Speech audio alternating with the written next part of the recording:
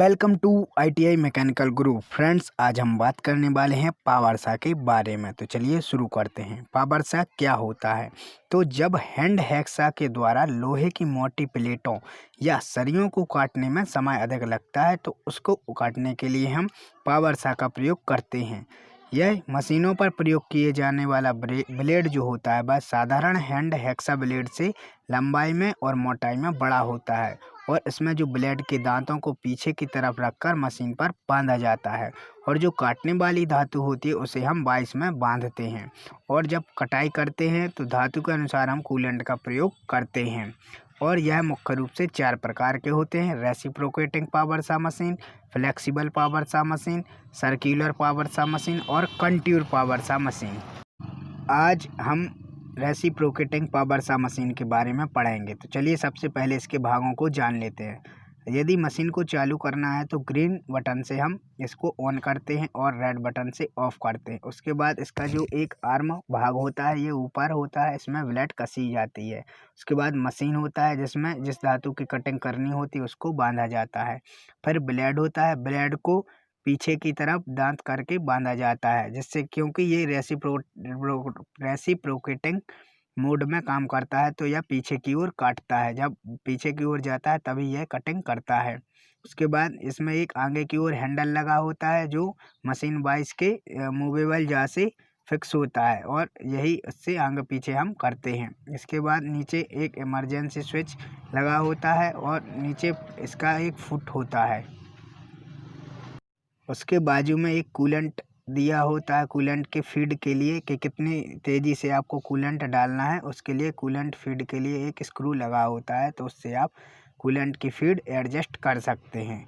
तो चलिए अब हम power saw reciprocating power saw की ओर चलते हैं और उस पर प्रैक्टिकल देखते हैं कि कैसे हम किसी भी मटेरियल को काट सकते हैं।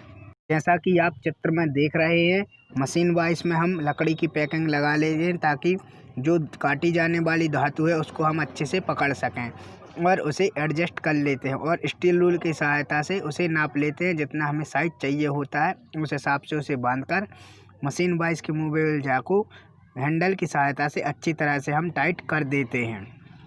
उसके बाद मशीन को हम ग्रीन बटन से ऑन करते हैं और पावर सॉ को उठाते हैं और ये जो आप ब्लेड देख रहे हैं जिस पर स्टैंड इस प्रकार से लगा हुआ होता है उसको हम हटा देते हैं और मशीन को हम चालू करते हैं। इस प्रकार से आप ग्रीन बटन दबा देंगे और हैंडल हटाकर मशीन को चालू कर देते हैं। इस प्रकार से आपको एक प्रेशर लीवर दिख रहा है, उसको हम एडजस्ट करते हैं ताकि ब्लेड नीचे की ओर चलने लगे और इस प्रकार से हम प्रेशर को एंगेज करते हैं और प्रेशर को मिलाते हैं। इस प्रकार से हमारा जो पावर सॉ होता है वह नीचे की ओर जाने लगता है और कटिंग करने लगता है। इसमें कूलेंट का प्रयोग करते हुए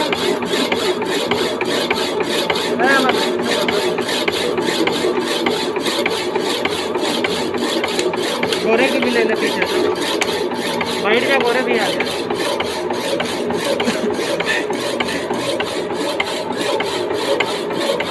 पीछे से घूम के चले जाओ।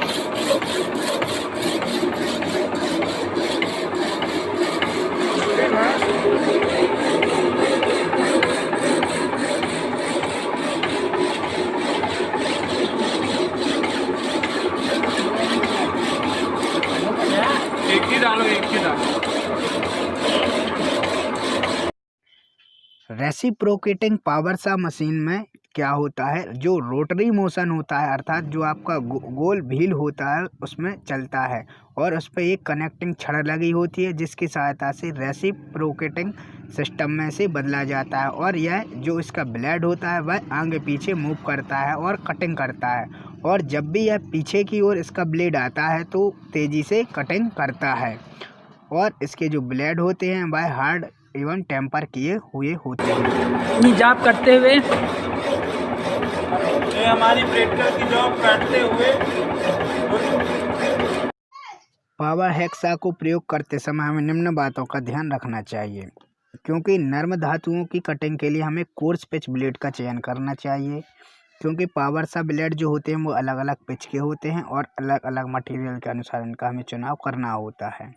आमतौर पर जो पावर सॉ के ब्लेड होते हैं वह 25 मिलीमीटर लंबाई में होते हैं और 4 से 14 दांत इनमें पाए जाते हैं। यह मटेरियल जैसे कि टूल स्टील और पतली धातुओं को काटने के लिए 25 मिलीमीटर में 14 दांतों के ब्लेड का प्रयोग करना चाहिए, अर्थात 25 मिलीमीटर के अंदर में 14 दांतें आने चाहिए और साधारण कार्यों के लिए 10 दांतों का ब्लेड प्रयोग हमें करना चाहिए। ब्लेड का जब भी हम चयन करें तो कम से कम 2 दांतें जॉब की मोटाई पर टिकने चाहिए और कटिंग करते समय हमें कूलेंट का प्रयोग अवश्य करना चाहिए।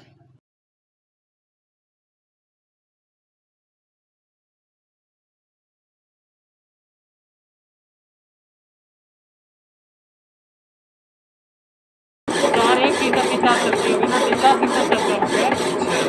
चार एक चलो मशीन है जो कलर पता नहीं, 4 ही मशीन नहीं है, सब खराब है।